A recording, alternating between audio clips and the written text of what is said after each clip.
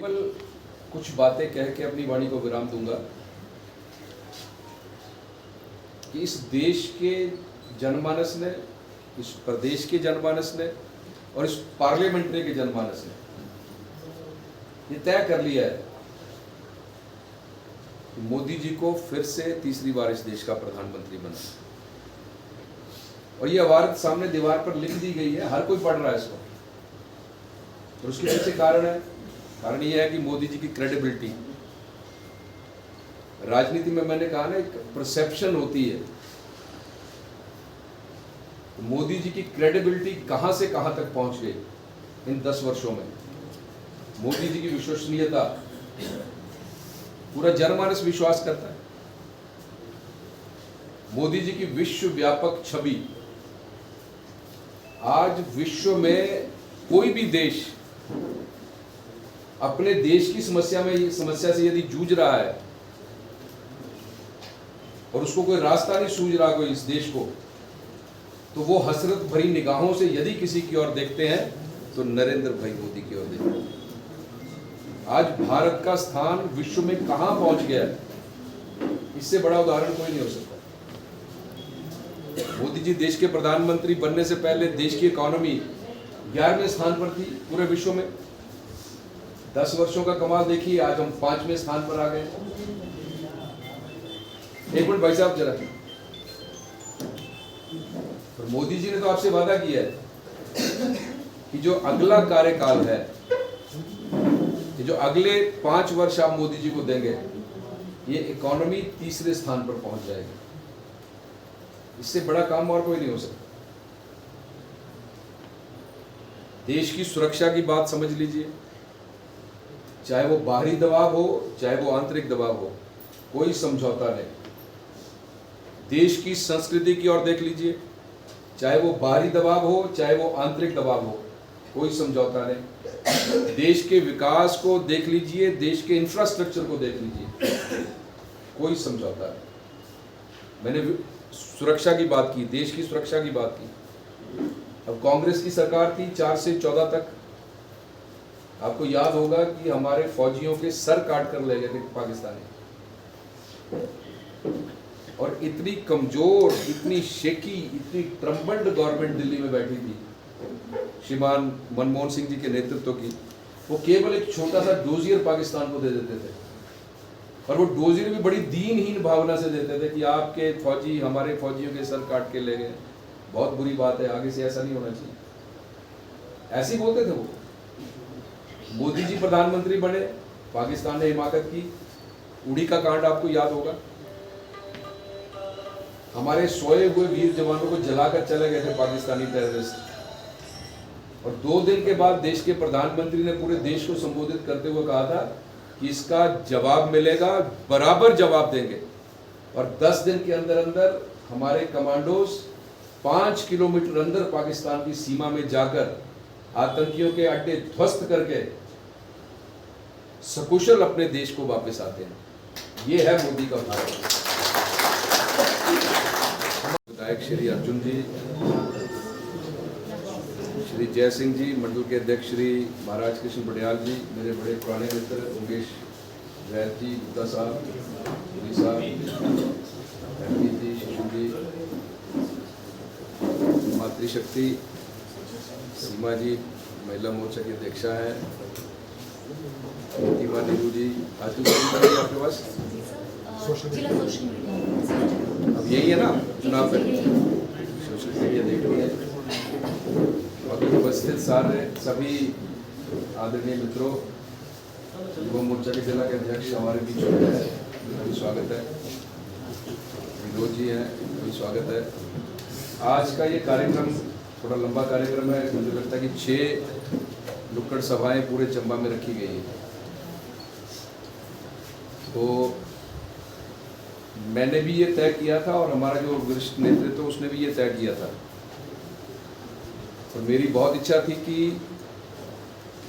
सबसे छोटी छोटी बैठकें करके मिला जाए। उसका लाभ ये होता है कि हम सब लोग एक दूसरे को समझते भी हैं, पहचानते भी हैं, और बातचीत भी ढंग से हो सकती है। तो इसलिए मैंने प्रार्थना की थी मंडल के नेतृत्व से कि छोटी छोटी नुक्कड़ सभाएं, बड़ी जनसभा नहीं, छोटी छोटी नुक्कड़ जनसभाएं, जो उस क्षेत्र के प्रबुद्ध लोग हैं, जो पार्टी के कार्यकर्ता हैं और जो ओपिनियन मेकर्स हैं। चुनाव क्या होता है? चुनाव एक परसेप्शन का चुनाव हो। चुनाव में एक परसेप्शन चलती है, एक धारणा चलती है, और उसमें आप जैसे जो वरिष्ठ लोग बैठे हैं, अपने अपने क्षेत्र के जो बड़े प्रबुद्ध लोग हैं, वो एक ओपिनियन मेक करते हैं।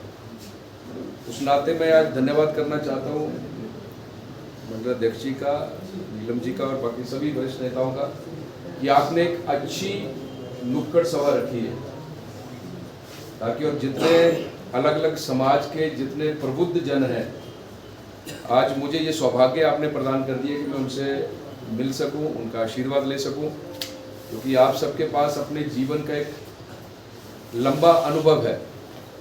चाहे वो आपने सरकारी सेवा की है, चाहे आपने समाज के क्षेत्र में काम किया है, आपके पास एक लंबा अनुभव है, और ये अनुभव का लाभ मैं इस चुनाव में प्रत्याशी के नाते उठाना चाहता था। तो इसलिए पुनः मैं आपका स्वागत भी करता हूं, अभिनंदन भी करता हूं और वंदन भी करता हूं। जैसे आपको पता है कि लोकसभा का चुनाव रणभेरी भी बच चुकी है। मुझे भारतीय जनता पार्टी के प्रत्याशी के रूप में, मोदी के सिपाही के रूप में पार्टी ने इस बार लोकसभा का चुनाव लड़ने का आदेश किया है, और एक आध दिन पहले कांग्रेस का कैंडिडेट भी डिक्लेयर हो गया। तो अब आपको तुलना करनी है। एक तरफ तो नरेंद्र भाई मोदी हैं, विश्व विख्यात नेता, जिनकी छवि विश्व स्तर पर है, उसको बताने की आवश्यकता नहीं है।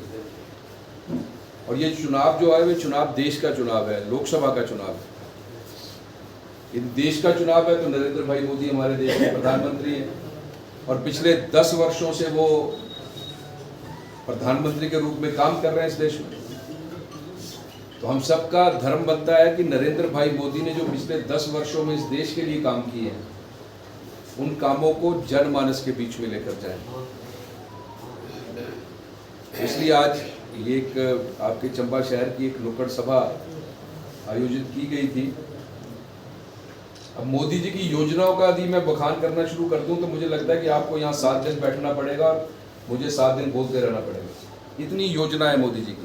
ये जात पात की राजनीति बदल दी, और एक शब्द केवल उनकी डिक्शनरी में, कोई भी जनप्रतिनिधि है, चाहे वो संगठन में काम कर रहा है, चाहे वो, उनकी डिक्शनरी में केवल एक शब्द है, पॉलिटिक्स ऑफ परफॉर्मेंस। और उसका तो मौज करने के लिए नहीं बनता, काम करना पड़ता है।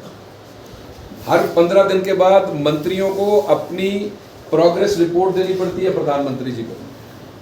केवल पॉलिटिक्स ऑफ परफॉर्मेंस, विकास की राजनीति, और सबका साथ, सबका विकास, सबका विश्वास और सबका प्रयास, ये मोदी जी का मूल मंत्र है। और उसमें 10 वर्षों में उन्होंने ये सिद्ध करके भी दिखा दिया। आप देख लीजिए, मोदी जी की किसी योजना को उठाकर देखिए, उस योजना की विकास की जनता गांव और गरीब की झोंपड़ी तक जाएगी। ये 6 तो छोड़कर चले गए, और लोकसभा के चुनाव का रिजल्ट आने दीजिए, परमानेंट अलविदा कर दी जाएगी इस सरकार की। कि दिशाहीन सरकार है, नेतृत्व विहीन सरकार है, और प्रदेश की चिंता बिल्कुल नहीं। 15 इस लोकसभा का तीसरा राउंड शुरू हो गया है। पहले मैं 2 राउंड कांगड़ा चंबा लोकसभा के कर चुका हूँ। पहले राउंड में नुक्कड़ सभाएं की थी, दूसरे राउंड में बड़े बड़े सम्मेलन हुए कांगड़ा चंबा लोकसभा में, और अब जो तीसरा राउंड मेरा आज से शुरू हो रहा है जिला चंबा से, इसमें भी करीब हर विधानसभा क्षेत्र में 7-8 नुक्कड़ सभाएं करने का प्लान है, और आज की शुरुआत यहाँ जिला चंबा से शुरू होगी। शुभकामनाएं देता हूँ वरिष्ठ